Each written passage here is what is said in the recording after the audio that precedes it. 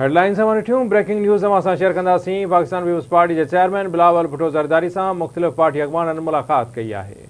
अहम ख़बर है अवां शेयर कंदासीं। डॉक्टर करीम ख्वाजा, चौधरी मंजूर और आसिफ खान पीपी चेयरमैन से मुलाकात की है। मुलाकात दौरान मुख्तलिफ अवामी मसलन ते ख्यालन की ॾे वठि कई वई।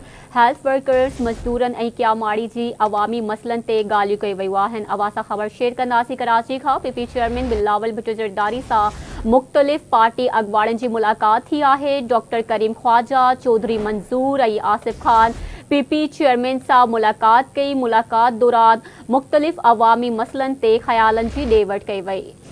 हेल्थ वर्कर्स, मजदूरन ऐं क्यामाड़ी जे अवामी मसलन ते पिण ॻाल्हियूं कई वयूं। अवां खे आगाह कंदासीं। पीपी चेयरमैन सां मुख़्तलिफ़ पार्टी अॻवाननि मुलाक़ात कई है। मुलाक़ात कंदड़नि में डॉक्टर करीम ख्वाजा, चौधरी मंजूर ऐं आसिफ खान शामिल आहिनि, जॾहिं त मुलाक़ात दौरान मुख़्तलिफ़ अवामी मसलन ते ख्यालन जी ॾे वठि कई वई।